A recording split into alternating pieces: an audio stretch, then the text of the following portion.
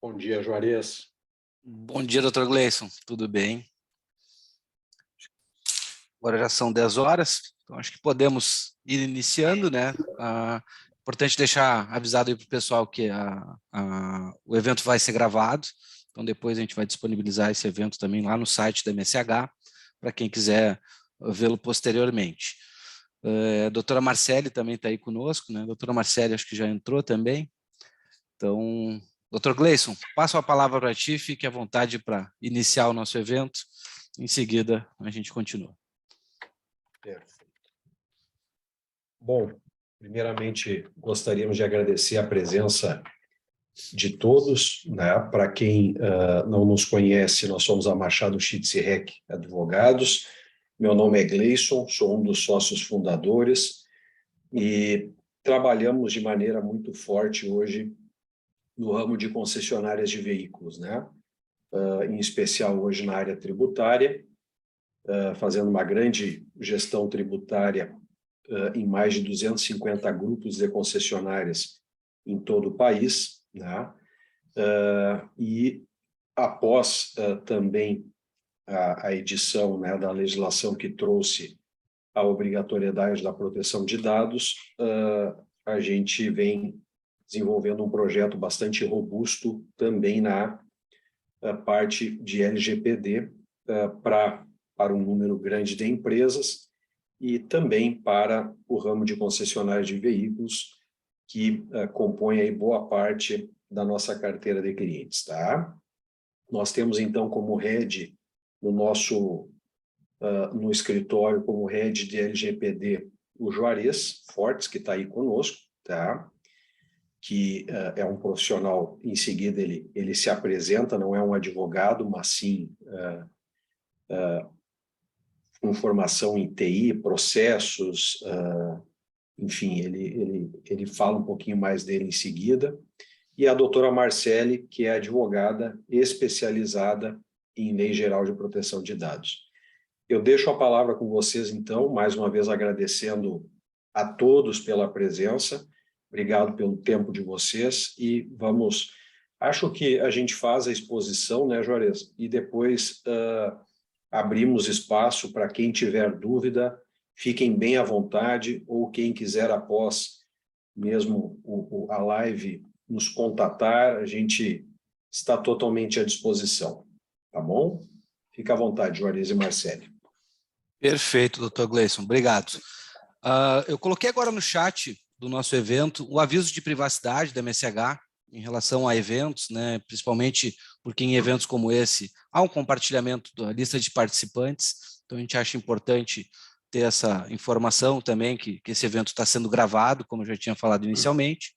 Então, a MSH, como o Dr. Gleison falou hoje, atende a mais de 250 grupos de concessionárias espalhadas pelo Brasil inteiro, tem mais de 1,5 bilhão de créditos tributários recuperados, então é uma empresa com bastante conhecimento do segmento. Eu acho que nesse ponto aí a MSH tem bastante possibilidade aí de apoiar todas as concessionárias. Tem parceria com diversas associações aí de concessionárias, né? Então aqui algumas delas.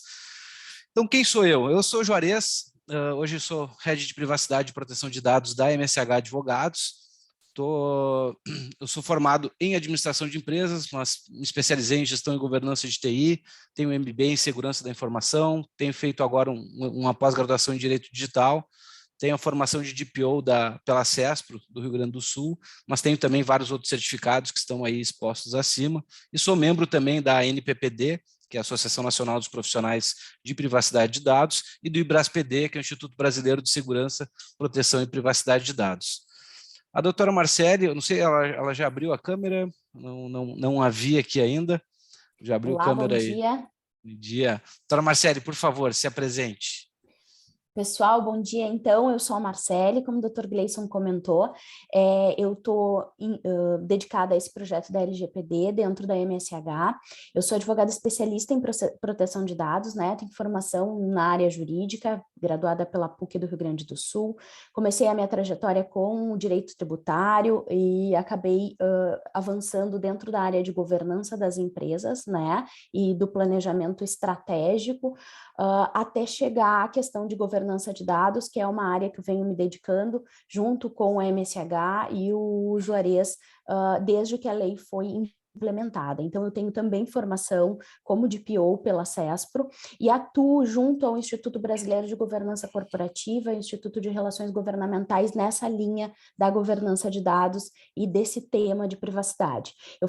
Sou membro da Comissão de Privacidade e Proteção de Dados da Associação Brasileira dos Advogados e também membro da Comissão de Privacidade e Proteção de Dados da nossa OAB aqui do Rio Grande do Sul. É um prazer estar aqui com todos vocês. Legal. Então, aqui a gente vai apresentar alguns motivos para acelerar a adequação, né? E antes de falar dos motivos, eu acho que é legal só trazer esse mote do evento, que é acelerar a adequação. Esse evento a gente trouxe esse mote pela necessidade que as empresas que ainda não iniciaram esse processo de adequação começarem a pensar nesse processo e iniciarem seus processos de adequação, porque realmente quem não iniciou ainda já está um pouco atrasado. A lei já está em vigor desde 2020, com sanções administrativas valendo a partir de 2021, e a gente, né, nesse universo de concessionárias, a gente vê que diversas já iniciaram algumas ações, já têm tomado algumas precauções, principalmente baseada ali em alguns guias que a FenaBrave fez, que a própria também a ABRAC das concessionárias Chevrolet também enviou aos seus associados, mas algumas realmente não começaram a olhar para esse tema, e isso é bem preocupante, porque as concessionárias tratam dados de forma bastante expressiva, e é muito importante que todas as concessionárias iniciem seus processos. Então, a doutora Marcele vai mostrar um pouco para a gente dos motivos para acelerar essa adequação aqui, e a gente vai seguir a apresentação.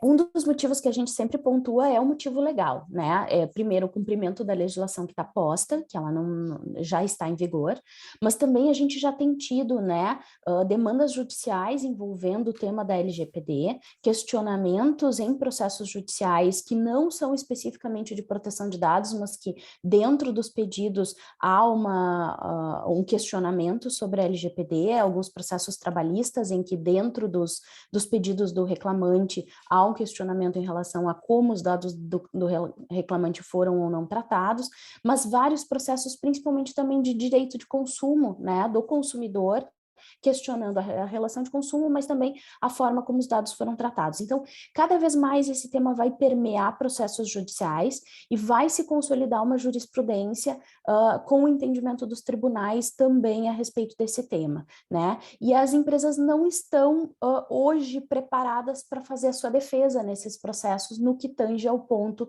da LGPD. Esse é um dos primeiros alertas que a gente traz, né? Consequências financeiras, como o Juarez já mencionou, né? A gente tem dentro da lei a questão das multas administrativas, que podem alcançar até 2% do faturamento. Isso para determinados setores é impactante, é às vezes devastador, né? E existem as penalidades financeiras nos processos judiciais, que são as determinações e imposições de indenização para eventuais titulares de dados que venham a ser prejudicados por conta de um tratamento de dados que não tenha sido feito de acordo com a legislação, né? De outra forma, a gente também tem redução de faturamentos em função de perda de clientes, pela repercussão negativa desses cases, dessas situações que podem acontecer, né? E outros desdobramentos que o Juarez gosta bastante de comentar, então vou deixar ele falar sobre o risco de imagem, que é um ponto bem importante também. O risco de imagem, né, é um grande desafio quando a gente fala de proteção de dados, de segurança da informação. A gente tem visto aí, nos últimos anos, um aumento significativo de ataques cibernéticos que expõem dados de clientes em várias empresas, em vários segmentos. Depois, numa tela seguinte, eu vou apresentar até alguns casos que aconteceram recente, de 2021 para cá, e isso tem aumentado muito. E essa publicidade negativa pode gerar muito mais prejuízo do que a própria multa de 2% do faturamento anual de uma empresa. Então, eu costumo até brincar, né, que o risco, brincar não, mas dizer que o risco de imagem é maior do que o risco financeiro, porque ele gera um risco financeiro maior do que essas multas eventuais que a própria LGPD traz, e algum processo judicial também. essa perda da confiança do consumidor com uma empresa que teve o seu dado vazado, seus dados vazados, esse realmente é um grande desafio. Outra questão é a empresa estar preparada para lidar com uma crise relacionada a uma violação de dados. Então, as empresas podem ter, como aconteceu agora em 2020, ou foi 21, do caso do Serasa, foi atribuído à Serasa um vazamento de 227 milhões de dados de brasileiros, e esse vazamento foi atribuído à Serasa. A Serasa diz que não foi ela, mas até ela conseguir provar que não foi ela, isso já gerou um prejuízo financeiro relacionado a esse incidente muito significativo para o Serasa, porque eles perderam muito valor de mercado, tiveram bastante perda de contratos, então esse tipo de situação é bem relevante. Além disso, a gente tem alguns riscos operacionais quando a gente fala em LGPD, que a própria lei traz a possibilidade da Autoridade Nacional de Proteção de Dados fazer o bloqueio ou a eliminação dos dados referente a alguma infração, pode suspender total ou parcialmente a atividade relacionada àquele tratamento de dado que teve a violação, além do risco de uma área desenvolver algum processo, algum novo produto, sem ter olhado para a privacidade. Então, esse é um grande risco que o DPO, o encarregado de dados, que nós vamos falar um pouco sobre a figura do DPO, ele tem essa função, né, de monitorar as práticas operacionais da empresa e garantir que novas práticas que sejam desenvolvidas não tenham nenhuma interferência e realmente consigam ver a privacidade desde o início, né, usando o conceito do privacy by design, que ele pensa da privacidade desde a concepção de qualquer processo ou produto. Além disso, a gente tem uma demanda de mercado, que alguns clientes já estão buscando seus direitos. Tem a questão também de ficar para trás da concorrência, isso tem sido motivador para muitas empresas buscarem os seus projetos de adequação, que eles estão vendo que seus concorrentes já estão fazendo e eles ainda não, e isso tem gerado um problema, e a própria exigência das montadoras, né, que tem cobrado das concessionárias essa adequação LGPD, através de diversos comunicados, orientações, reuniões que foram realizadas, então a gente sabe aí que as montadoras têm ficado bastante em cima do tema também. Mas, além desses riscos, a gente tem um grande risco, que é o risco cibernético. Esse risco, sim, ele é mais real, factível para nós, né, que somos da tecnologia. A gente entende que é onde a gente tem o maior desafio, porque a gente precisa estar muito seguro. Não se faz não se faz privacidade sem proteção de dados. Esse é um ponto, né, bem de partida quando a gente fala em LGPD. Existem algumas adequações que o mercado aí tem oferecido, algumas empresas têm oferecido, que olham para a adequação LGPD de uma forma contratual, documental. Isso é um grande equívoco, porque se a gente não olhar para os processos, para a segurança da informação das empresas, a gente corre um grande risco de ter documentos que não condizem com a realidade, e quando houver um problema, a gente não vai ter condições de comprovar aquilo que a gente tem escrito nos documentos legais. Então, a gente tem riscos relacionados a vírus e malwares, principalmente o ransomware, que tem sido um grande desafio para as empresas, que é aquele vírus que criptografa todos os dados e pede um resgate dos dados. Ataques de engenharia social, que são ataques que visam ludibriar as pessoas para que elas forneçam dados de forma voluntária, né, através de um golpe, seja por telefone, por SMS, por WhatsApp, por e-mail. Então, esses golpes chegam de várias formas. Phishing é um deles, né? O phishing é aquela mensagem, seja por qualquer forma, e-mail, SMS, WhatsApp, que tenta fazer com que tu clique em um link e forneça alguma informação. Ataques direcionados são um grande desafio para as empresas, porque os ataques direcionados, eles têm a característica de um grupo de atacantes ou um atacante individual, ele olhar para a tua empresa e fazer esse ataque direcionado. Então ele vai usar todas as técnicas possíveis para tentar entrar nos teus sistemas, entrar no teu ambiente, conseguir coletar algum dado para poder fazer depois algum tipo de chantagem. Colaboradores, tanto mal intencionados quanto mal instruídos, podem gerar um grande risco para as empresas, e aqui a gente tem que desenvolver um bom plano de treinamento. Isso também nós vamos falar um pouco mais à frente, mas um programa de treinamento para garantir que as pessoas estejam bem instruídas, e do outro lado a gente tem que ter também os documentos jurídicos no onboarding do novo colaborador, para que ele, né, tenha responsabilidade sobre todos os seus atos dentro da empresa. A gente tem a questão da concorrência, que também gera um risco cibernético. Já vimos casos aí de empresas que foram atacadas pelos seus concorrentes. e o Covid-19, que aumentou bastante a fragilidade das empresas, onde elas foram para o home office sem o devido cuidado em segurança e acabaram abrindo aí algumas brechas no seu ambiente. Aqui eu vou trazer só, de forma ilustrativa, uma tela que mostra os principais incidentes de segurança na mídia que ocorreram. Até essa tela aqui está como 22, mas essa tela é de 2021. Acho que errei lá no título. Então, aqui a gente tem uma série de eventos, e aqui do segmento automotivo, a gente teve o Grupo Moura, a Porto Seguro, a Volvo, próprios gateways de pagamento que alguma empresa pode estar utilizando, né? Moip, o PagSeguro, provedores de serviços em nuvem como a AWS, também teve em 2021 situações de vazamento de dados, a própria Claro também teve vazamentos. Em 2022, a gente tem também aqui uma série de outras empresas, a Bridgestone, a Localiza, o Mercado Livre, que é muito utilizado por algumas concessionárias para fazer alguma oferta, né, de alguns produtos, o Banco Pan, a própria GM teve um ataque o ano passado, a GM, nesse ano, aliás, em abril desse ano, a GM Mundial, que teve vazamento de dados lá no sistema que faz que os clientes tinham alguns dados pessoais. Então, a gente vê assim, eu acho que a grande lição dessas duas telas é que está aumentando cada vez mais, e mesmo grandes empresas com grandes investimentos em tecnologia, em segurança, estão correndo esse risco. Imagino nós empresas menores, né, que não temos capacidade de investir tanto. Então, quanto mais a gente puder mitigar o risco, porque o risco em tecnologia a gente não consegue eliminar nunca 100%, né? Esse é um ponto bem importante também, mas eu acho que a principal lição dessas telas é que está aumentando muito esse tipo de incidente, e vai aumentar ainda mais, e as empresas precisam estar preparadas para reduzir o seu risco interno relacionado à segurança da informação. Próxima tela aqui, então, falar um pouquinho sobre esse universo LGPD das concessionárias. Essa tela eu acho legal apresentar, porque aqui a gente consegue ter uma visão um pouco melhor, né, sobre os atores da LGPD. Quando a gente fala em atores, a gente está falando do controlador de dados, do operador de dados, o próprio titular, o encarregado de dados, a autoridade nacional de dados, todos esses são atores, né, que estão envolvidos na LGPD. E aqui, então, a gente traz essa tela, onde na parte central a gente tem a própria concessionária, que é o controlador de dados.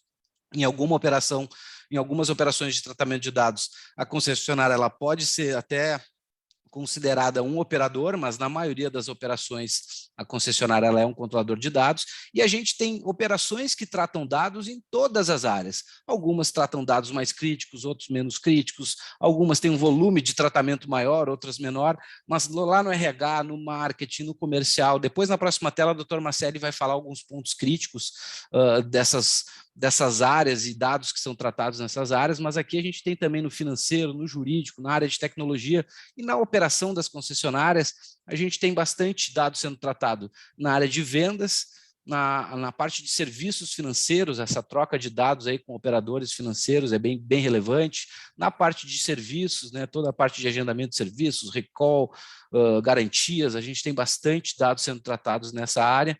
Na parte de seguros também a gente tem um volume de dados bem expressivo ali, e muitas vezes dados sensíveis relacionados a declarações pessoais de saúde, e alguns grupos de concessionárias já estão também trabalhando com a parte de locação de veículos, né? Então a gente também vê ali alguns desafios dentro dessa operação locação, que muitas vezes ela está à parte da concessionária, mas faz parte do grupo, né? E ela também deve ter um olhar para a LGPD.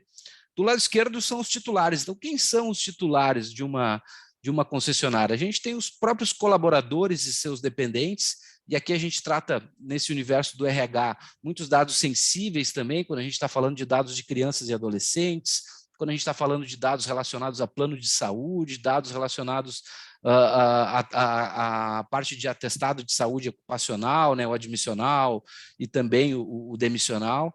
A gente tem também os clientes e titulares de clientes, porque a gente também tem dados de pessoas jurídicas, mas que tem lá o dado da pessoa física, dos sócios. Tem também a situação que tanto o MEI, que é o microempreendedor individual, quanto o EI, que é o empresário individual, esses dois entes jurídicos, eles são considerados, eles são pessoa jurídica, mas na realidade eles são também pessoa física diretamente ligada ao CPF. Então eles não têm uma separação tão clara, e com base na LGPD a gente tem que considerá-los também como pessoa física, porque diretamente ligado ao CNPJ a gente tem o CPF dessas pessoas. Os parceiros e fornecedores, aqui a gente tem alguns desafios com esses múltiplos parceiros que as concessionárias muitas vezes utilizam para a venda de veículos, para indicação, depois a gente vai falar um pouco mais sobre isso, e visitantes e outras pessoas que de alguma forma as concessionárias tratam dados, pessoas em eventos, etc. Do lado direito, a gente tem, então, os operadores de dados das concessionárias. Esses operadores de dados, aqui eu estou dividindo eles em plataformas tecnológicas. Aqui a gente tem o software de DMS, eu trouxe aqui o da Lynx, né, como uma das referências, que é o software que foi comprado o Apollo, e o Bravos foram comprados pela Lynx, hoje estão no guarda-chuva da Lynx. Tem também o DNS, tem várias outras plataformas que tratam dados ali do dia a dia das concessionárias. Aqui tem a logo da Followise também, que é aquela plataforma que muitas concessionárias utilizam, que congregam todos os dados das várias fontes de marketing, marketing digital que as empresas utilizam, e todos esses leads entram num só canal e a partir dali que ele gerencia. Softwares de ponto, aqui eu trouxe o KL Quartz para representar, mas existem vários softwares de ponto, né, várias ferramentas, ponto Seculum e outros mais. O WordPress, que é o dos sites, né, então o próprio site da empresa, a plataforma que esse site está hospedado, alguns fabricantes como a GM trazem uma plataforma própria para as concessionárias, e também a gente tem que ter um cuidado especial com essa plataforma padronizada. Essas ferramentas que as concessionárias utilizam para oferta de veículos, peças em outros portais, como o Mercado Livre, Webmotors, OLX, e-carros, e outras ferramentas que a gente está no dia a dia ali das empresas, antivírus, hospedagem em nuvem, soluções de backup, soluções de e-mail, redes sociais, todas essas são operadores de dados de plataformas de tecnologia. Nós temos também outras plataformas aqui, não podia trazer todas, porque são muitas possíveis, mas aqui eu trouxe um resumo aqui do universo de plataformas que são operadoras de dados em algum nível e que a gente tem que ter bem claro isso, e principalmente isso tem que constar no nosso inventário de dados, onde a gente faz um inventário de todos os fornecedores, de todos os sistemas e de todas as operações de tratamento de dados para atender o artigo 37 da lei. Além disso, nós temos os parceiros e fornecedores. Aqui trouxe 3, né, possíveis que tratam dados, que é o escritório jurídico terceirizado, a empresa de tecnologia terceirizada, a empresa a clínica médica que faz os exames admissionais, demissionais, e além disso, esse universo das concessionárias, ele tem alguns outros controladores, que muitas vezes podem ser controladores conjuntos ou controladores singulares, que são duas nomenclaturas aí que foi no último guia orientativo da Autoridade Nacional de Proteção de Dados sobre agentes de tratamento. Eles deixaram mais detalhado o conceito de controlador singular e controlador conjunto. Então, a gente tem governo federal, municipal, estadual, entidades como o INSS, próprios sindicatos, planos de saúde são os controladores muito relevantes, as próprias montadoras, as empresas de financiamento, as empresas seguradoras, os birôs de crédito, que a gente faz análise de crédito, e vários outros controladores que podem surgir aí dentro de um mapeamento de dados de uma concessionária de veículos. Essa próxima tela, então, é contigo, Marcele. Então, como o Juarez estava comentando com vocês, né? Dentro da operação e do dia a dia da concessionária, a gente tem em cada uma das áreas várias operações de tratamento de dados. E eu acho que aqui é importante fazer um ponto, voltar um pouquinho, só para dizer para vocês que dados são informações muito importantes, né? Qualquer tipo de dados, alguns inclusive de caráter confidencial. A Lei Geral de Proteção de Dados, ela vem tratar de alguns dados específicos, tá? Ela vai tratar dos dados de titulares, os dados que identificam uma pessoa física. Então, quando a gente fala de dado pessoal, a gente está tratando especificamente de dados relacionados a uma pessoa física. Essa pessoa física que se conecta e se interrelaciona com a operação da empresa. Existem, sim, muitos outros dados que são importantes, que são muitas vezes confidenciais, mas não necessariamente serão dados pessoais. Quando a gente fala em proteção e o nível de segurança dos dados, a gente acaba abarcando todos os dados, tanto os confidenciais quanto os pessoais. Mais adiante, depois, quando o Juarez detalhar a questão de segurança da informação, vocês vão entender um pouco mais sobre isso. Mas o ponto que a legislação trata é especificamente em relação a proteger os dados que dizem respeito a uma pessoa física. Então, aqui nessa tela, a gente trouxe para vocês assim, alguns pontos críticos nas operações das concessionárias que envolvem dados pessoais e alguns deles são dados pessoais sensíveis. Então, a lei traz uma exigência de cuidado gigantesco com esses dados, né? Dentro do RH, a gente tem a situação de plano de saúde, a gente tem os dados relacionados a recrutamento e seleção e exames médicos. Por que esses dados são tão importantes? Recrutamento e seleção. Às vezes as empresas não estão com o seu formato, o seu procedimento de recrutamento e seleção adequado. Então elas recebem mais dados do que elas precisam efetivamente para preencher as suas vagas. Isso faz com que a empresa, a partir do momento que ela recebe esses dados a mais, ou esses dados desnecessários, ela pode estar assumindo um risco que ela não precisa. Né?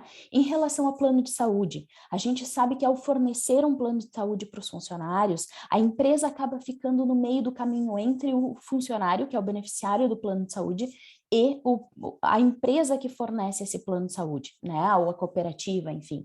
E a empresa acaba tendo o tráfego de todas essas informações. Algumas informações são bem delicadas e que tratam de histórico de saúde dos funcionários, e isso acaba transitando dentro da empresa e passando por dentro da empresa, de modo que a lei impõe um sério cuidado em relação a esses dados. Da mesma forma, os exames médicos, que são uma obrigação legal, mas que, de certa forma, a empresa é que escolhe a clínica que vai fazer esses exames, portanto, é ela que tem que, inclusive, gerenciar se a clínica tem todo um aparato de segurança para garantir também a segurança desses dados no seu ambiente de clínica, e toda essa devolução dessas informações para a empresa e o compartilhamento dessas informações com o governo federal, né? Porque hoje em dia, inclusive, os exames médicos estão sendo compartilhados através do e-social com o governo. Então, esse ponto do RH tem algumas questões bem críticas que a gente tem que trabalhar e impactam o dia a dia das concessionárias. Já na parte de marketing, a gente tem desde a recepção de leads, né, que como o Juarez comentou, o site, as redes sociais, são todos canais e plataformas através dos quais dados pessoais podem ingressar dentro da empresa. Então, a gente tem que ter uma política bem clara sobre que tipo de dados serão recebidos através dessas plataformas e desses canais e como que esses dados vão ser tratados, inclusive fazendo uma análise em relação a dados passados, né? Leads já capturados, como que essas bases estão, em que locais elas estão armazenadas e de que forma elas podem ser compatibilizadas com a lei. Envios de e-mails, de SMS, a questão do próprio e-mail marketing, a gente precisa rever todas essas políticas, todas essas práticas à luz da legislação agora, para não cometer nenhum tipo de violação que possa impactar a empresa com alguma penalidade. Eventos que as empresas participem ou realizem, né? A própria troca de cartões num evento, hoje em dia, tem que ser avaliada, tem que ser entendida dentro do que prevê a legislação, né? E em relação a site padronizado, a gente já mergulhou nesse universo de concessionárias e sabe que muitas vezes a montadora quer um padrão, né? Para ter o mesmo layout, para ter a mesma cara para todas as concessionárias, e sobra para a concessionária uma margem muito pequena de liberalidade ou de ingerência para modificar esse site. Esse é um site que precisa ser cuidado, porque eventualmente não necessariamente o que vem da montadora vem devidamente adequado em relação ao que precisa ser atendido. Mas a partir do momento que o domínio é da concessionária, é a concessionária responsável por qualquer incidente que possa acontecer a partir do site. Dentro do administrativo, a gente tem desde o cadastro de fornecedores, que foi que o Juarez comentou com vocês. Às vezes o fornecedor é uma pessoa jurídica, mas por trás desse CNPJ existem alguns dados que são ou do responsável legal, ou de um contato direto dentro desse fornecedor, ou ainda de um titular, né, de uma pessoa física que é um empresário individual ou um MEI. Então, a gente precisa identificar dentro desses cadastros de fornecedores quais os dados pessoais estão sendo conectados e tratados. Serviços de despachante, normalmente os despachantes são pessoas físicas, há pagamentos para esses despachantes, então o administrativo também acaba se envolvendo com esses dados pessoais, por mais que não esteja na linha de frente da operação da concessionária, né? Da mesma forma o financeiro, todos os dados dos vendedores de veículos usados, que muitas vezes são as pessoas físicas, né, que entram dentro da concessionária para se efetuar o pagamento do carro usado que está entrando, as análises todas em relação a birôs de crédito, né, para verificação da análise de crédito dos clientes. A gente tem dentro da lei a possibilidade de continuar utilizando esses dados dos birôs para proteção do crédito, né, para que a concessionária não tome um risco excessivo ao conceder um crédito ou liberar um veículo, liberar uma venda para um determinado cliente. Mas a própria utilização desses sistemas é uma coisa que precisa ser validada, né? Porque eventualmente a empresa está usando, tem um login e senha de um birô de crédito que não está devidamente limitada ou protegida por ferramentas tecnológicas que podem, inclusive, viabilizar uma invasão, um hacker, alguém se utilizar desse usuário e login que a concessionária tem junto ao birô de crédito para cometer uma violação, né, e acessar dados de consumidores. Então, o financeiro, que é normalmente quem controla essas senhas de acesso, precisa ter uma exata noção de como proteger essas senhas, como proteger esses usuários. Cobrança de inadimplência também. A partir do momento que existe uma inadimplência e esses dados ou essa informação é passada para um escritório terceiro, para algum agente de cobrança, essa transferência dessas informações também tem que estar balizada por um contrato, por um termo de tratamento de dados, para que o terceiro também não tenha uma conduta irregular em relação a esses dados.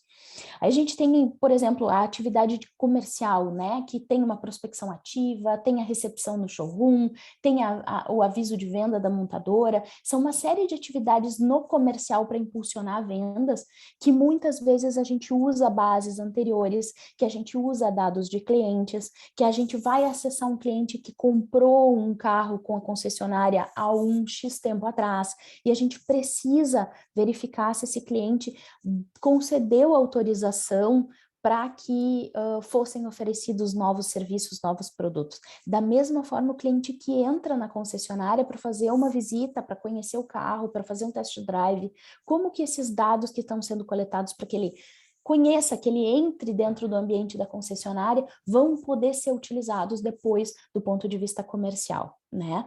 A parte de tecnologia, então, é fundamental. A área de tecnologia da concessionária ela tem que estar muito atenta, tanto à questão de segurança da informação, quanto à possibilidade de backup e recuperação para uma restauração de ambiente em caso de uma perda acidental ou uma perda intencional desses dados, né, para restabelecer o sistema e restabelecer a operação de uma forma muito rápida, e o monitoramento de todos os ativos de tecnologia, ou seja, todas aquelas plataformas que o Juarez comentou com vocês, de alguma forma, elas têm sempre um usuário, elas têm sempre uma ferramenta de administração daquelas plataformas, que precisa estar sempre sob o olhar da tecnologia, né, da área de tecnologia da concessionária, para que não haja nenhuma porta aberta para qualquer tipo de incidente de segurança, né. A área de tecnologia, inclusive, tem que ser o bombeiro de incêndio que a gente chama, né, Juarez? Aquele que está pronto para responder a um incidente e sabe, numa situação de mais gravidade, quais as atividades que têm que ser tomadas, né? Qual o checklist de atividades que tem que ser cumprida para esgotar aquela situação, para avaliar aquela situação, para chegar na causa daquele incidente, né? E rapidamente reagir a isso. A gente tem, inclusive, naquela tela de incidentes que o Juarez mostrou para vocês, várias empresas que tiveram situações de incidentes de segurança nesse contexto, né? mas que algumas se saíram muito bem, inclusive do ponto de vista de mercado, porque responderam ao incidente de forma muito rápida e com muito profissionalismo, e outras que estão penando até agora, e que inclusive vão responder junto à autoridade nacional por conta de não terem reagido corretamente do ponto de vista tecnológico ao incidente. Então, esse é um ponto que, ao trabalhar a LGPD dentro da empresa, o nível de profissionalismo, inclusive, desse setor, né, desta questão de segurança e de tecnologia, ele é todo repaginado, porque ao tratar de segurança dos dados pessoais, a gente acaba mergulhando na segurança de toda a infraestrutura da empresa e também da segurança de todos os dados. No jurídico, a gente avalia todas as relações que a empresa tem, né, e a formalização dessas relações, porque até então, algumas relações ficavam no âmbito das propostas comerciais ou de um relacionamento mais informal, mas a partir do momento que a gente identifica que há uma transferência de dados, a lei impõe que haja uma formalização das responsabilidades, né? O que é responsabilidade de cada parte dentro do tratamento de dados. E aí a gente começa, então, ter que formalizar essas relações através de contratos, de termos de tratamento de dados, e a gente revisa, inclusive, contratos que não tenham proteção em relação à LGPD. Nos serviços financeiros, a gente tem uma análise de crédito interna, né? Tem a troca de dados pessoais com bancos e financeiras. Então, assim, não é porque a financeira é maior do que eu, né, a concessionária, que necessariamente eu posso passar os dados sem ter um retorno da financeira de como ela vai tratar esses dados, né? A obrigação, o cliente é meu, ele entrou na minha porta. O primeiro contato com o cliente foi meu. Se acontecer algum problema com esses dados lá na financeira e fomos nós na concessionária que repassamos esses dados, necessariamente a concessionária vai ser implicada também e vai ser responsabilizada. Então, é um ponto delicado? Sim, é muito delicado, porque muitas vezes a gente tem que bancar, a gente tem que questionar e a gente tem que cutucar um banco e uma financeira que não gostam muito de ser questionados em relação a algumas posturas, mas a partir do momento que a lei impõe essa responsabilidade conjunta, e muitas vezes a responsabilidade começa dentro da concessionária, porque é com ela que o cliente tem o contato e é o relacionamento, cabe, né, ao setor jurídico e ao DPO da concessionária fazer esses questionamentos. Quando a gente está trabalhando de vendas, aqui tem um ponto bem importante que eu gosto de destacar, que como a questão de venda se conecta muitas vezes com dados que são sensíveis, né? A gente tem em todas as concessionárias a questão da venda para PCD. Olhem o que é esse universo da venda para PCD. É uma legislação que traz um benefício de uma redução tributária que, por consequência, cria toda uma sistemática de venda diferenciada junto à própria montadora. Só que para que o cliente tenha esse benefício, é necessário repassar uma série de informações que dizem respeito ao histórico de saúde, né? E a existência de uma doença. Então, assim, de uma condição física. Nesse contexto, a venda para PCD é justamente quando a gente mostra para vocês que há um contato muito grande entre dado pessoal sensível, que é aquele dado que diz respeito à condição pessoal, de saúde, de vida, de escolha sexual, de escolha partidária, de escolha de religião, mas nesse caso em especial de histórico de saúde, com uma relação de venda e uma operação de venda da concessionária. Nos serviços, a gente tem um ponto bem importante que são as OS de serviço, né? A gente lida com o dia a dia da concessionária e sabe que ali na OS de serviço tem o nome do cliente, tem o telefone, tem o nome do cônjuge, às vezes, que é quem vai buscar o carro, ou o pai, ou a mãe, enfim, tem muita gente relacionada naquela ordem de serviço.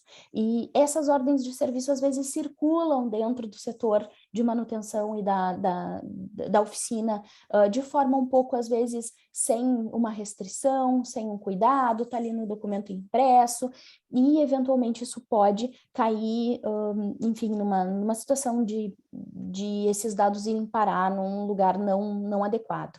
As campanhas de recall também, onde existem os dados, né, são resgatados os dados dos compradores dos veículos, isso é importante. Os serviços que são prestados dentro da concessionária, mas por terceiros, né, que eventualmente tomam conhecimento dos dados dos clientes, enfim, tem um universo muito grande dentro da área de serviços.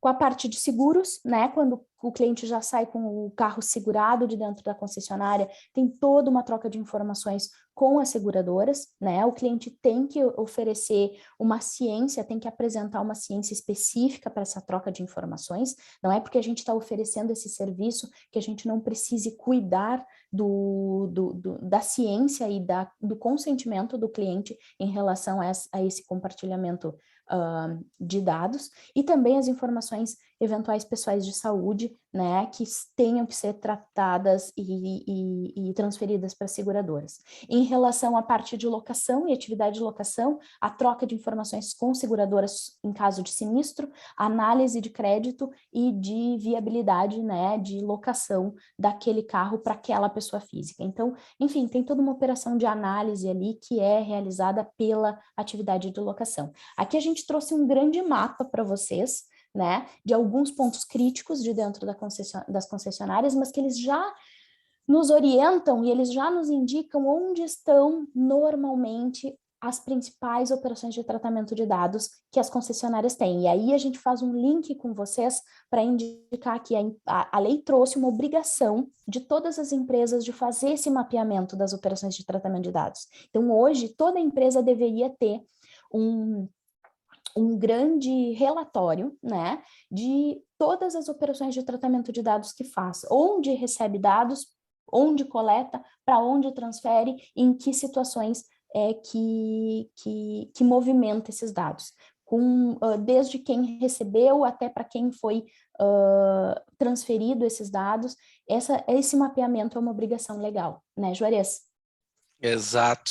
E esse registro das operações de tratamento de dados é um grande desafio.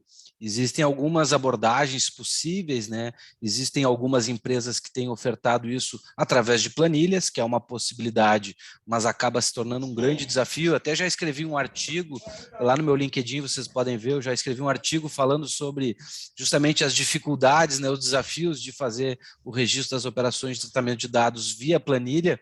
Então, hoje a gente tem essa opção entre fazer em planilha ou em sistemas. Existem uma gama de plataformas aí bem legais que possibilitam fazer o registro das operações de tratamento. Então, é bem interessante pensar na possibilidade de fazer isso de forma sistematizada, usando uma ferramenta, né, que atenda a necessidade de cada empresa. Tem para todos os gostos, para todos os bolsos, né? Eu costumo falar que tem plataforma de vários valores. Então, mas é bem interessante pensar em utilizar uma plataforma para isso, que ajuda bastante na segurança, na auditabilidade, na confiança, no uso por múltiplas pessoas, né, do compartilhamento, enfim, tem uma série de benefícios em usar uma plataforma para isso. Agora falar um pouquinho, acho que aqui também é contigo, né, Marcele, a necessidade de um encarregado do artigo 41. Exatamente. Essa é uma outra obrigação legal, né, que veio pela legislação, de que todas as empresas tenham uma pessoa que vai conhecer toda a operação de tratamento de dados, né, dentro do seu universo, e essa pessoa que vai fazer qualquer interlocução que diga respeito a tratamento de dados, né? Então, esse é o encarregado, essa é a figura do encarregado. Na sigla inglesa, a gente chama de Data Protection Officer.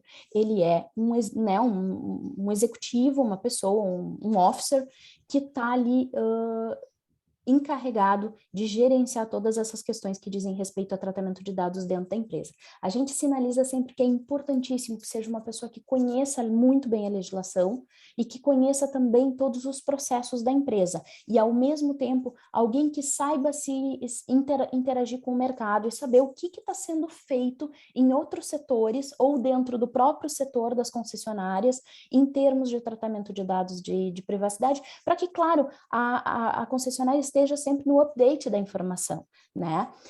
Então tem que ser um profissional bastante preparado e que consiga dialogar muito bem em todas essas áreas que a gente comentou, né? Todas essas áreas da operação da empresa. Uma das determinações legais que vem sendo bastante descumpridas pelas empresas, as empresas que inclusive acham, né, ou estão caminhando num processo de adequação, é que muitas vezes a empresa coloca lá só um canal de contato com o DPO, ou muitas vezes coloca só um canal de saque ou de ouvidoria. Não é assim que a legislação determina, tá? É justamente porque o DPO tem que ser uma pessoa facilmente identificável, tanto pela NPD, né, Autoridade Nacional de Proteção de Dados, por uma comunicação muito rápida, quanto por um titular que merece ter seu pleito atendido. A legislação determina que as informações de contato do encarregado devem ser divulgadas publicamente, de forma clara e objetiva, tá? Preferencialmente no site da empresa. Então, assim, até alguns questionamentos têm surgido sobre se o nome do DPO deve estar indicado, né? Mas a lei fala ali, vocês estão vendo aqui, né, no artigo, no parágrafo 1º, a identidade. Então, sim, é o nome e as informações de contato. Para quê? Para que alguém que precise efetivamente tramitar alguma questão relacionada a tratamento de dados dentro daquela empresa, saiba com quem está falando. Qual é o nome daquela pessoa? Para quem eu me dirijo? Quem vai me responder a esta demanda? E da mesma forma a autoridade nacional. Então, como é uma imposição legal, é uma situação que nenhuma empresa pode deixar de ter a partir de agora, né? Porque é o primeiro ponto de começo, né, quando a gente fala de LGPD, é ter alguém que, mesmo que o processo ainda não esteja concluído, mas que saiba dar o direcionamento correto para qualquer situação que aconteça em termos de Lei Geral de Proteção de Dados. E aqui a gente trouxe, né, a resolução que é agora de janeiro de 2022, que é como o Juarez comentou, a legislação existe desde 2018, entrou em vigor, e a autoridade nacional vem definindo algumas questões, vem ajustando aparando algumas arestas que não estavam devidamente esclarecidas ainda pela legislação.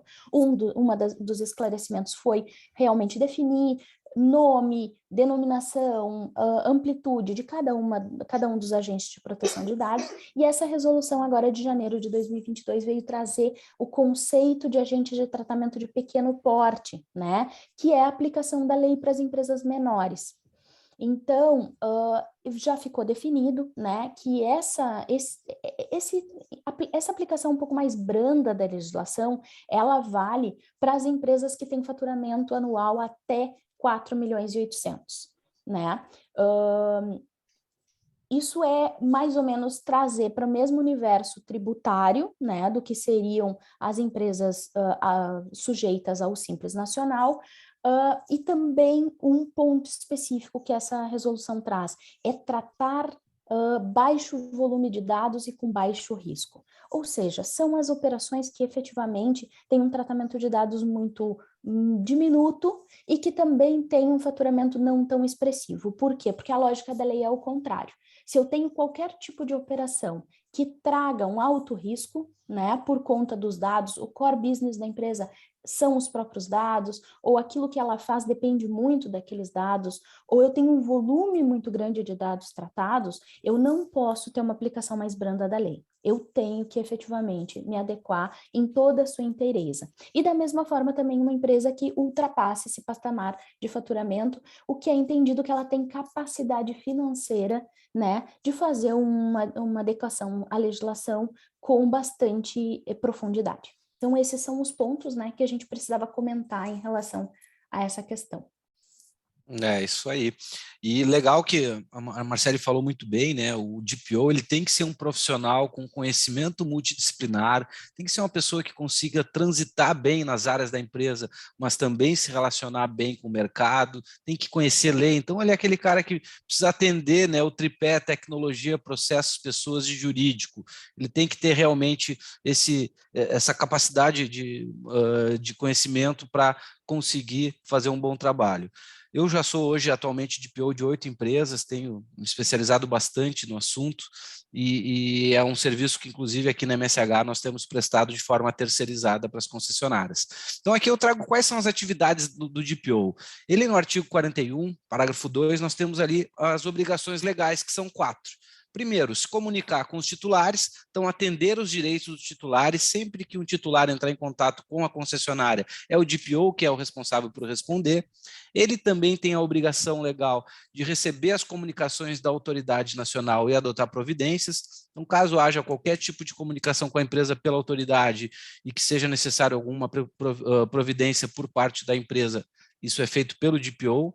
A terceira obrigação, ela é muito importante, para mim é a principal do DPO, que é orientar os funcionários e todos os contratados da entidade a respeito das práticas a serem tomadas em relação à proteção de dados pessoais.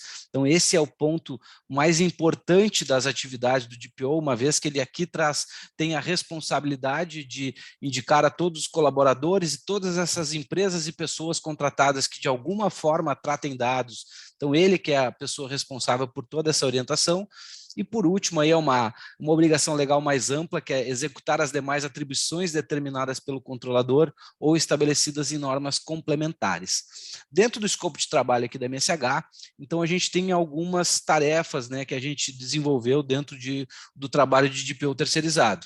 A gente tem atividades relacionadas ao planejamento e gestão da privacidade dentro do negócio, então, desde gerenciar o projeto de adequação, gerenciar o programa de privacidade, o programa de conscientização e treinamento, gerenciar esses operadores e controladores de dados conjuntos, fazer o registro dos consentimentos de cookie no site, mas não só do site, mas também todo o registro de consentimentos, que quando há necessidade de usar o consentimento como base legal para algum tratamento de dados, esse gerenciamento de consentimentos é um grande desafio também, trago a dica aqui, o melhor é buscar plataformas que façam isso. Hoje, alguns softwares de DMS, inclusive, já têm possibilidade de fazer esse gerenciamento de consentimentos. Armazenamento de provas relacionadas a incidente de dados. Sempre que houver qualquer tipo de incidente de dados, tem que existir um processo de resposta a incidentes, que esse processo traga, né, um conjunto de provas que podem ser utilizadas depois para a defesa da empresa, né, de que ela tomou as melhores decisões, que ela tinha já adotado as melhores práticas e fez tudo que podia, que estava ao seu alcance para reduzir o risco daquilo acontecer. Acompanhar as alterações em legislações, isso é muito importante, ainda tem algumas alterações aí que vão ocorrer, que estão tramitando no Congresso sobre a LGPD, participar dos comitês de privacidade, de segurança da informação, do comitê de gestão de crises da empresa, que também é um comitê interessante de se formar, algumas empresas mais maduras já têm formado comitês de gestão de crises para lidar com situações que envolvem dados pessoais, além de fazer toda a análise e reporte de resultados relacionados à privacidade. E do outro lado, a gente tem coisas mais operacionais que esse DPO vai fazer. Orientação a respeito das práticas a serem adotadas, né, respeitando ali o artigo 3º, realizar os treinamentos, então criar os treinamentos, pensar em toda a estrutura de treinamentos, criar um cronograma de treinamentos e de forma de se comunicar com a equipe interna, isso está muito alinhado ali com o RH, com o endomarketing, é importante ter uma plataforma, uma forma de fazer essa comunicação, tem algumas empresas que têm utilizado sua própria intranet, para aquelas que não têm intranet, a gente tem proposto algumas soluções dentro dos projetos, atender as requisições dos titulares, isso é muito importante, como a gente tinha comentado antes, se relacionar com a autoridade nacional, apoiar na elaboração de documentos, esse é um ponto também bem importante para que o DPO, né, consegue apoiar, fazer esse relacionamento com o jurídico, com a TI, com as demais áreas, para garantir que a privacidade seja respeitada, apoio na criação de novas práticas operacionais e projetos que envolvam dados pessoais. Então, se uma área nova, por exemplo, o marketing, vai lançar uma nova campanha, é muito importante que o marketing chame o DPO para conversa desde o início da criação dessa campanha, para que desde a concepção daquele processo, daquele produto, daquele serviço, a gente já tenha a privacidade como padrão e a gente consiga ter muito mais efetividade no gerenciamento da privacidade. Atualização periódica do inventário de dados, porque dentro de um projeto de adequação a gente faz um mapeamento daquele momento, mas isso tem que estar sendo atualizado constantemente com as novas práticas, com os novos sistemas, com os novos fornecedores, senão isso fica uma foto do passado. Isso é muito importante e o sistema nos ajuda nesse sentido também a ter esse registro da evolução, é diferente de uma planilha que tu vai ali, troca, substitui informações e tudo mais. E realizar o relatório de impacto à proteção de dados pessoais, sempre que necessário, né, quando houver alguma necessidade específica do relatório.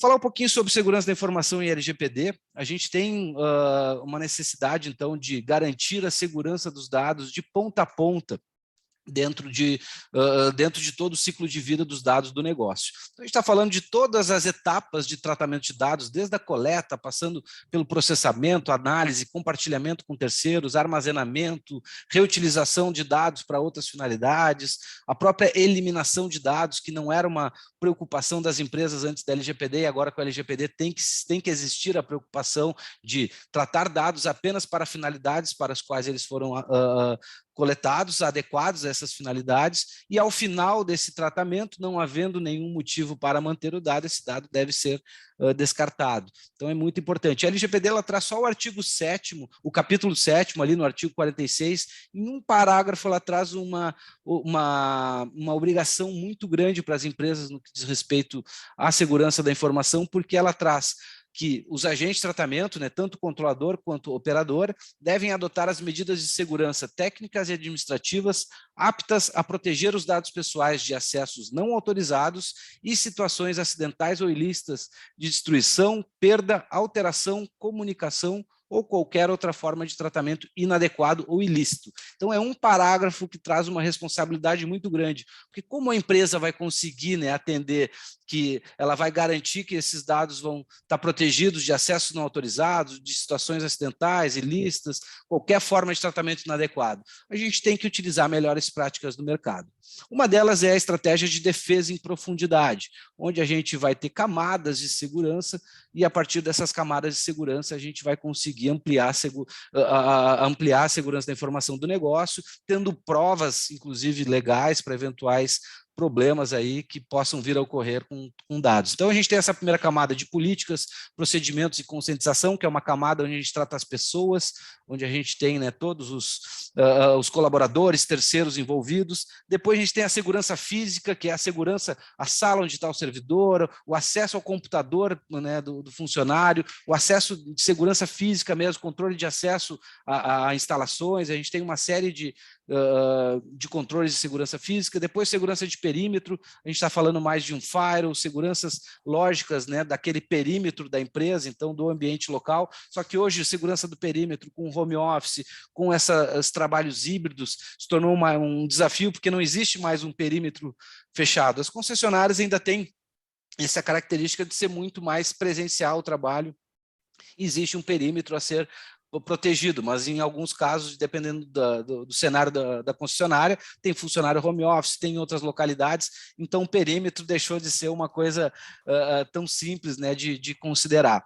Segurança da rede interna, então, são as ferramentas que proporcionam uma segurança interna na rede, desde VLANs, separação de Wi-Fi de clientes, de colaboradores, né? Tem empresas que ainda usam o mesmo Wi-Fi para colaboradores e clientes, e no Wi-Fi do cliente, no mesmo Wi-Fi, o cliente pode se conectar e ele consegue chegar até o servidor da empresa, o que se torna um grande risco. Segurança de dispositivos, então toda a segurança do dispositivo, né, seja a segurança por antivírus, por EDR, que é um novo tipo de antivírus, que é o Endpoint Detection and Response, que é um antivírus aprimorado, ele trabalha com inteligência artificial, porque o antivírus ele tem aquela característica de, ele recebe uma assinatura de vírus, ele protege aquele dispositivo baseado na assinatura de vírus conhecidos, e o EDR não, ele trabalha com comportamentos anômalos. Então, se a máquina, apesar de não identificar um vírus, ela identificou um comportamento diferente e que aquilo pode se caracterizar baseado na inteligência artificial, que aquilo é um risco, ele já consegue isolar aquela máquina da rede, já consegue proteger aquela máquina, aquele problema, e evitar que isso se propague na rede ou que gere um problema maior no próprio dispositivo.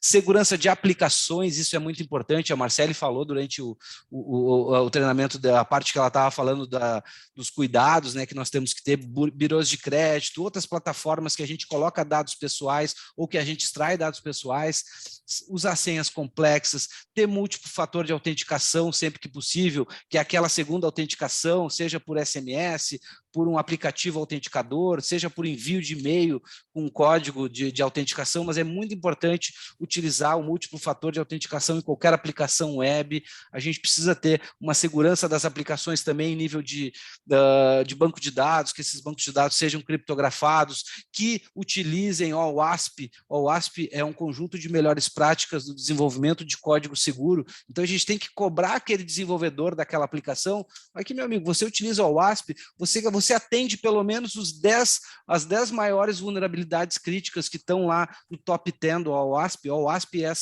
esse conjunto de melhores práticas do mercado, que é um open source, né? é uma entidade sem fins lucrativos, e ela traz ano a ano, né, as vulnerabilidades mais críticas que foram encontradas nas aplicações. Isso é muito legal. E por último, aí sim, a gente está falando de proteção do dado mesmo. A gente está falando aqui de criptografia de disco, criptografia de bancos de dados. A gente também está falando aqui, inclusive, de softwares de DLP, Data Loss Prevention, que faz a prevenção de perda de dados através de características que a gente define no sistema para que ele evite que um funcionário extraia um dado inadequadamente ou que alguma outra situação ocorra com aqueles dados. Então, essa é a parte da segurança da informação. E a gente traz aqui também um conjunto, então, dos frameworks que a gente tem utilizado nos projetos de adequação para trazer aí as melhores práticas do mercado e garantir que a empresa tenha realmente esse respaldo de melhores práticas quando tiver qualquer tipo de discussão a respeito do seu projeto de adequação. Então, a gente traz aqui, na privacidade, o framework do NIST.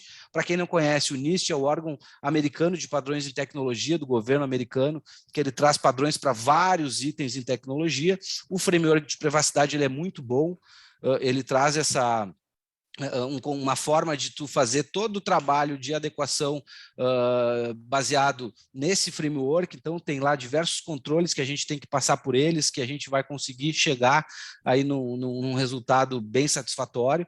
Também na segurança da informação, a espinha dorsal, né, a criação do sistema de gerenciamento de segurança da informação é feita através da ISO 27001. Eu sou certificado na ISO 27001 pelo Exim, e a gente tem esse trabalho sempre dentro de um projeto de LGPD. A gente faz essa avaliação dos 114 controles da ISO 27001 para garantir que a empresa esteja adequada.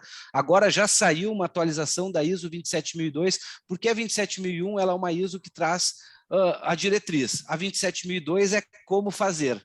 Resumidamente é isso. A 27002 foi atualizada agora esse ano. Então, a 27001, provavelmente nos próximos meses, no máximo no ano que vem, já deve também ser atualizada com a ISO 27000, com aquilo que está na ISO 27002. Reduziu um pouco o número de controles, mudou a forma de fazer esse trabalho, então, mas é bem interessante. Tem o framework de cibersegurança do NIST, que ele complementa a ISO 27001, e ele traz ali uma sinergia muito legal com o framework de privacidade também. Então, ele tem ali ações de identificação, proteção, detecção, resposta e recuperação do ambiente. Ele é um pouco mais operacional do que a ISO 27001, que ela é mais a nível de governança da segurança. O OWASP, que eu já tinha comentado antes, que é melhores práticas em desenvolvimento seguro, e o SysControls, que é um conjunto de controles de segurança operacionais, que ele traz também 3 níveis ali de adequação, né, das empresas com base nas suas necessidades, e que também ajuda a gente ter aí uma melhor prática baseada no SysControls. Para a gestão de dados, nós temos o DAMA DMBOK, que é um modelo de governança de dados mundialmente reconhecido. Esse DAMA, ele realmente ajuda muito na parte de gerenciamento de dados, porque um grande desafio que a gente tem na gestão de dados nas empresas é o board, né, os gestores da empresa entenderem que gestão de dados é do negócio, não é TI. Muitas vezes falam, não, mas gestão de dados quem faz é a TI, não, está errado, né? Quem deve gerenciar os dados a gestão da empresa, toda a diretoria da empresa, e usar o DAMA DMBOK como um modelo aí de orientação, ele é muito legal. E na gestão de TI, a ITIL e COBIT são 2 modelos, 2 frameworks, melhores práticas, que nos ajudam bastante a ter um caminho mais seguro aí para avaliar. tudo isso eu estou falando, não é que eu vou adequar, nós vamos certificar a empresa na ISO 27001, no COBIT, não é esse o caso, mas usar melhores práticas como orientadores do trabalho, a gente garante que a gente realmente está indo por um caminho sólido, seguro, validado por muitas empresas mundialmente famosas aí que utilizam essas melhores práticas, então esse é o objetivo de usar esses frameworks e melhores práticas. Por último, então, falar um pouquinho sobre as etapas de da jornada de adequação, que eu trago até uma frase, né, que a jornada de adequação LGPD não é uma corrida rápida como uma etapa da Fórmula 1, ela é mais parecida como uma corrida de longa duração como o Rally da Paris-Dakar, que agora até tem outro nome, mas que é necessário um conjunto de competências para conquistar esse objetivo final. Então, realmente, ela é uma jornada longa, ela não é uma jornada curta. Quem vender para uma empresa, fazemos adequação em 1 mês, ou então adequação em 1 semana, né? Isso a gente vê ofertas no mercado, tem que desconfiar, né? Tem que entender um pouco mais qual é o nível de detalhe, enfim, que está sendo proposto, porque isso faz muita diferença, né, para ter sucesso ou não, quando eventualmente tiver uma necessidade. Então, aqui na MSH, a gente tem feito o processo dividido em 3 fases, a gente tentou simplificar, né, se pegar lá o sistema de gerenciamento da privacidade, que está na ISO 27701, ou também lá pela GDPR, a gente tem algumas outras formas de ver isso. A gente tentou simplificar, trouxe em 3 fases. Uma primeira fase de planejamento e avaliação, que a gente começa planejando e fazendo todo o gerenciamento desse projeto. A partir disso, a gente começa já com uma análise e ajustes iniciais para trazer ganhos rápidos para o negócio e já começar a demonstrar que está em processo de adequação ao mercado, isso é bem importante. A gente inicia o inventário de dados, a partir nessa fase 1, que depois na fase 2 a gente vai concluí-lo, mas na fase 1 a gente faz um inventário de dados inicial que nos permite fazer análise de gaps para entender quais são os gaps que a minha empresa tem para estar adequada à LGPD, e a partir dessa análise de gaps a gente cria um plano de ação desenvolvido aí nessas 8 grandes áreas que eu trago aqui abaixo. Então, um programa de treinamento, gestão da privacidade, gestão de dados, gestão da segurança da informação, gestão de TI, gestão jurídica, de processos e, por último, e não menos importante, a governança corporativa. Então, aqui a gente vai ter um grande plano desdobrado nessas 8 áreas e, ao final desse plano, a gente vai fazer uma auditoria final, identificando se todas aquelas atividades propostas no plano de ação foram executadas na fase 2 e se, de fato, tudo aquilo que foi executado atende a empresa para ela se considerar aí adequada à LGPD.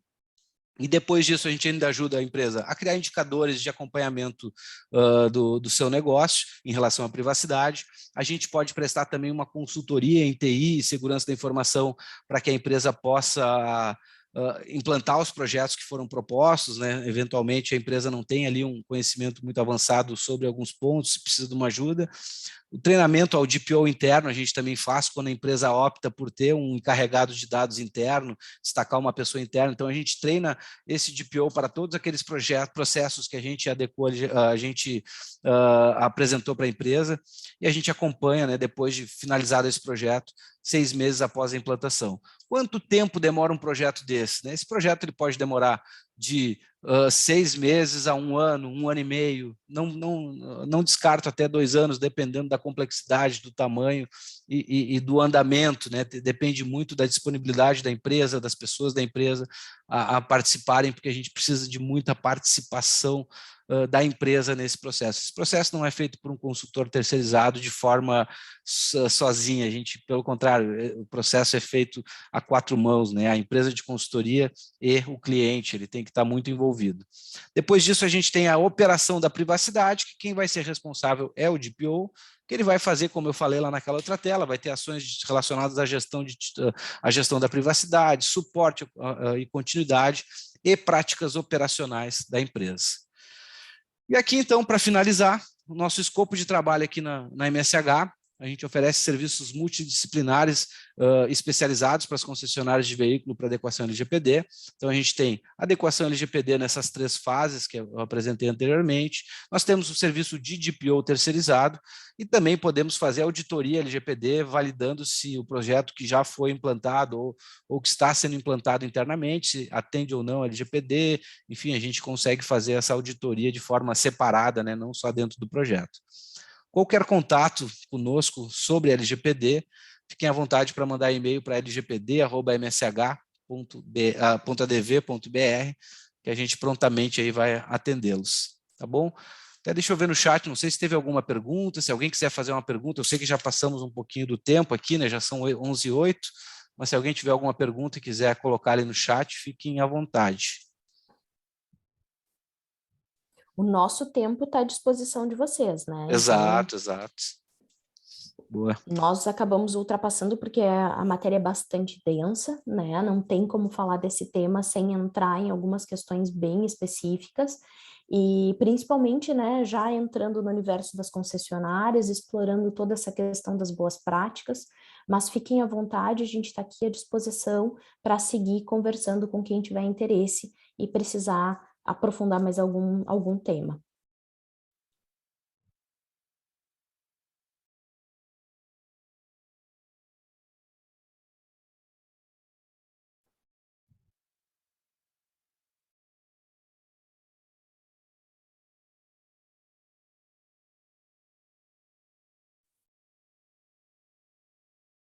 Juarez, teu microfone está no mudo. Ah, boa, boa. O César agora, viu? César Venaglia acabou de parabenizar ali a nossa explanação e trazendo um ponto importante, né, que as concessionárias de veículo passaram por grandes desafios por conta da pandemia e agora esses outros desafios por falta de veículos que a gente está vivendo aí das concessionárias e ele diz que atender a todas as recomendações para atender a LGPD é quase que impossível, até por conta das atuais estruturas das empresas. Como vocês analisam essa situação e qual a orientação para iniciar uma adequação dentro da realidade das concessionárias em termos de custo? César, a primeira coisa que eu acho que é interessante a gente falar é sobre, realmente, é um ponto, é necessário as empresas terem esse cuidado, né? Eu acho que um ponto de partida muito legal é fazer aquela primeira fase, que é fazer uma análise da empresa, entender qual é que é o nível de exposição ao risco, qual é que é a situação atual da empresa frente à necessidade da LGPD e ter mais claro qual é que seria o plano de ação ideal.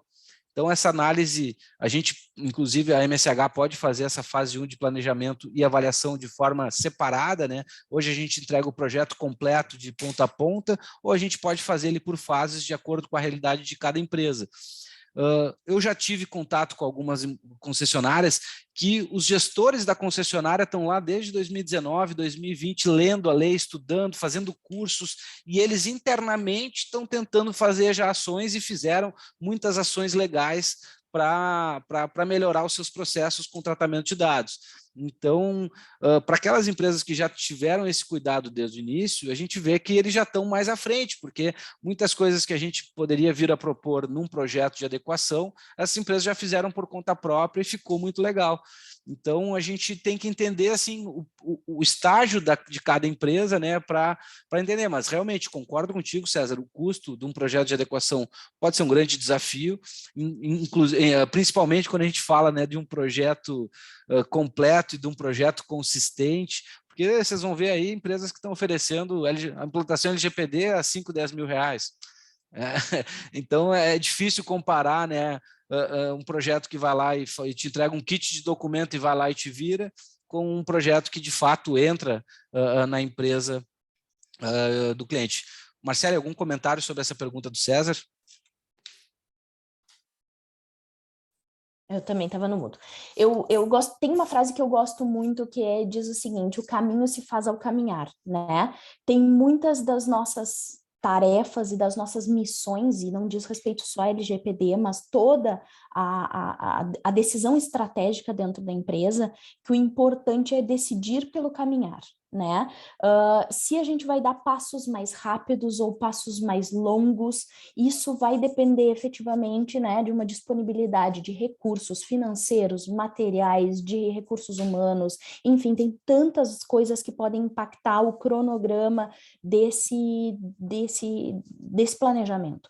Mas a verdade é que, sem pelo menos parar para olhar o que já temos, onde estamos e para onde vamos, fica difícil até estimar o quanto seria necessário gastar, né? O importante é que, eventualmente, em algum momento, esse ponto, esse assunto venha para as discussões, né, até de forma a, daqui a pouco, pedir essa avaliação, né, fazer um trabalho efetivamente de entender em que estágio está cada um dos negócios, né, e aí decidir quais são os pontos mais críticos, porque sempre tem, né, Juarez, alguns pontos que são mais críticos e tem outros que sim podem ficar dentro de um cronograma para um momento posterior e as coisas irem se acomodando. A gente sempre fala para as empresas, não tem como no primeiro mês de projeto já ter tudo organizado, não existe isso. Mas o que se faz exatamente? É estabelecer as prioridades, como tudo, né?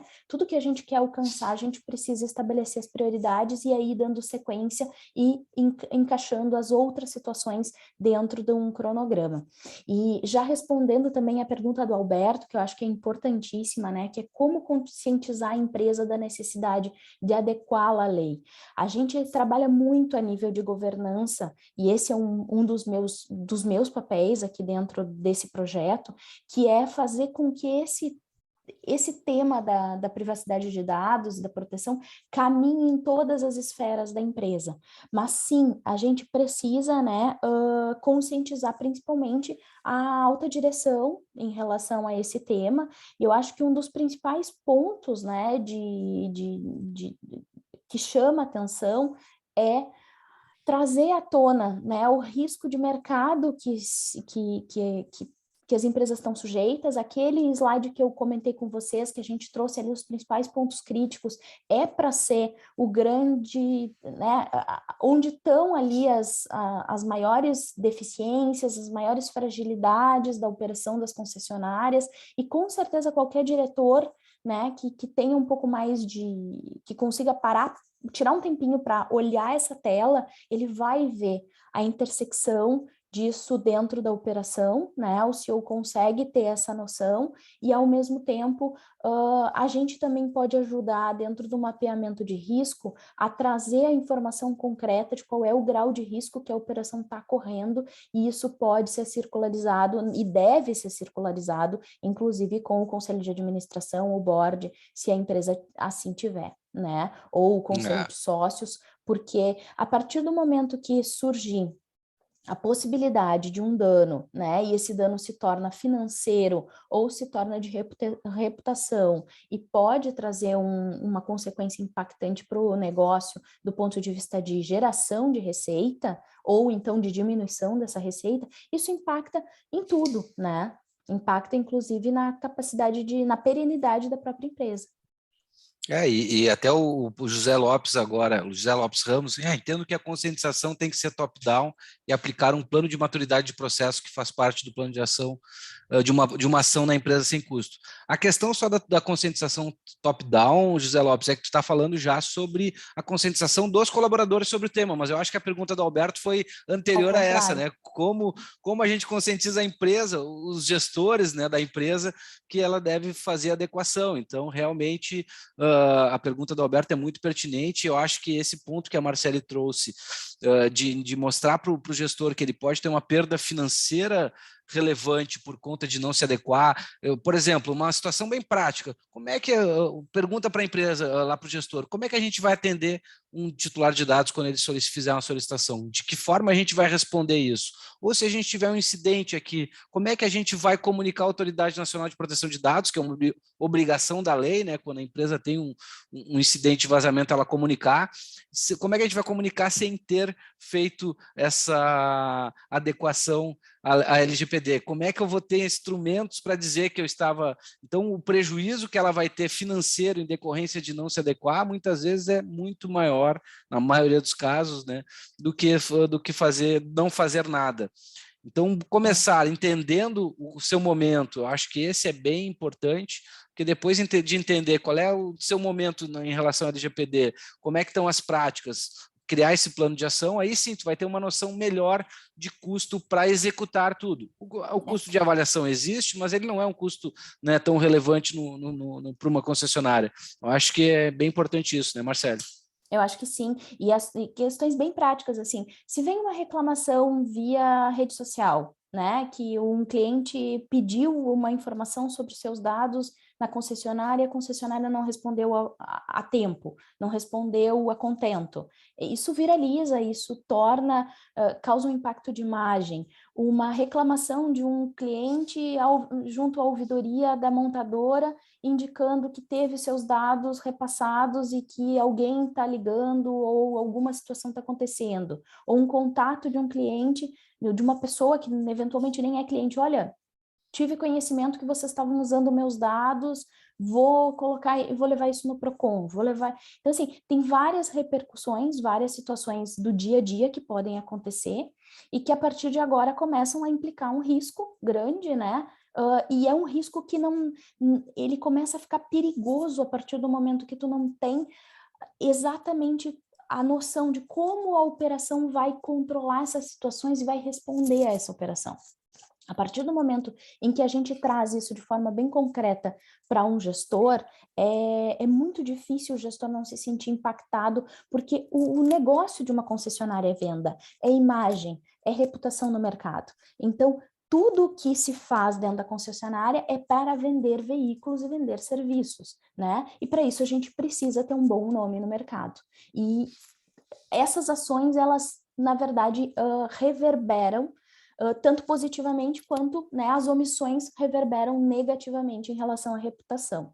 E um ponto que a gente tem comentado muito é assim, as concessionárias que saírem na frente e que demonstrarem capacidade e profissionalismo para tratar com a lei e cuidar dos dados dos seus clientes, elas vão capturar mais potenciais enfim, de gerar novas vendas, porque o consumidor vai ser impactado a partir de agora por essa lei. A gente costuma usar muito a referência, né, Juarez, de que a LGPD vai ser um marco do ponto de vista das relações de consumo, tal como foi o Código de Defesa do Consumidor. Mudam-se as relações a partir de um marco legislativo que traz uma série de direitos para a outra pessoa que está ali, né, do outro lado do balcão. E quando a gente age conforme e usa isso de forma bacana, através, inclusive, de ações de marketing, mostrando que a empresa está consciente e está trabalhando no sentido de valorizar e de atender os seus clientes também do ponto de vista de dados pessoais, isso acaba reverberando positivamente em termos de vínculo com o cliente, né? Até tu falou da analogia com o Código do Consumidor, também uma outra analogia do segmento automotivo que já nos foi trazida, né, que vai ser um marco como foi a colocação do cinto de segurança no carro, como foi o airbag, o segundo espelho, que começou a ser obrigatório. Então isso vai se tornar um marco. Tem essa fase de adaptação que as empresas estão, né, ainda se entendendo o seu momento, entendendo a necessidade, mas isso agora a autoridade está cada vez mais ampliando as ações de conscientização. Isso vai ser uma das atividades da Autoridade Nacional de Proteção de Dados, é trazer essa conscientização ao mercado, e isso é bem relevante aí, porque as pessoas vão cada vez mais saber dos seus direitos. A Larissa perguntou se é possível termos acesso ao material. Larissa, sim, você fez a sua inscrição via Simpla. Se não fez via Simpla, a gente vai mandar para quem está via Simpla lá. Se não tiver feito, aí é bom colocar o e-mail aqui no chat que eu posso te mandar, mas manda no privado ali, o chat tem a opção de mandar no privado, pode me mandar direto ali no privado para não expor o teu e-mail para todos, e eu faço esse envio para ti individualizado, porque eu acho que no Simpla agora, como acabou o horário do evento, ele já não permite mais inscrições. Tá bom? Pessoal, então é isto. Não sei se alguém mais tem alguma outra pergunta. Só uma questão também que o José Lopes Ramos colocou ali sobre essa questão do treinamento, né? Da ser top-down. O programa de conscientização é um ponto muito importante dentro de um projeto de adequação. Acho que não cabe fazer esse último parênteses aqui, que esse programa de conscientização dos colaboradores, ele é um momento muito importante, que é trazer todos para a mesma página, né? Todos saberem que todos estão no mesmo barco, e principalmente levar para o funcionário e para todos os colaboradores e terceiros também a sua responsabilidade dentro de um projeto de adequação, sua responsabilidade dentro de dentro da segurança da informação do negócio. Então, a gente, dentro de um projeto de adequação aqui que a MSH desenvolve, a gente cria um documento, que é um programa, com várias ações relacionadas à comunicação interna, treinamentos, testes com os colaboradores. A gente também tem lá um formulário de notificação de incidentes para que colaboradores possam fazer incidentes. Inclusive, tem ferramentas que a gente pode implantar nos clientes que são relacionadas à gamificação da segurança do treinamento, né, que é transformar num jogo interativo para que os colaboradores, né, façam isso de forma mais divertida, que tenha uma competição ali envolvida e com uma premiação. Isso é bem legal. Tem várias possibilidades, mas, de fato, treinamento de pessoas é um dos principais pontos, né? As pessoas têm que saber a sua responsabilidade e a sua participação dentro desse contexto. E é isso aí, gente. Acho que... Juarez, eu acho que queria parabenizar a Marcele e a ti, né, pela grande explanação, bastante robusta, bastante completa, né? Tá? Como nós temos dito permanentemente, o que inicialmente nós temos apresentado é realmente um projeto que atenda, né, por completo o que a legislação tem exigido, né? Realmente a LGPD é uma realidade. O escritório mesmo, a MSH, já vem desde meados de 2020, né, tratando isso, tá? E não nos damos nunca por satisfeitos e por completos, né? Tem sempre algo a tratar sobre a vertente do processo, do armazenamento de dados, da conscientização do pessoal, a remodelação de todos os nossos contratos que nós fizemos com clientes e fornecedores, a exigência hoje de muitos clientes, né? Então, hoje a gente já está bastante com um nível de adequação muito grande, muito completo, porque realmente é uma realidade que não há como postergar, né? E quanto mais cedo a gente olha para este assunto, com mais habilidade, cautela e proteção se está diante do mercado consumidor e diante da agência aí que passa, então, a regulamentar o assunto, tá? Da minha parte, parabéns para vocês e agradecer mais uma vez todas as empresas que tiveram aqui presentes, né? Mais uma vez, obrigado e da nossa parte ficamos à disposição, né?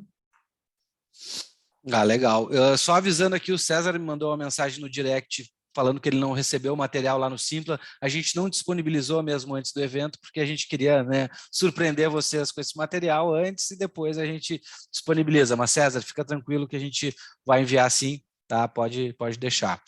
Muito obrigado a todos, então, e ficamos à disposição de quem quiser conversar a respeito do tema conosco. Vai ser um prazer aí marcar um papo com vocês. Obrigado, Marcele. Obrigado, Dr. Gleison. Obrigada. Um ótimo dia para todos. Valeu.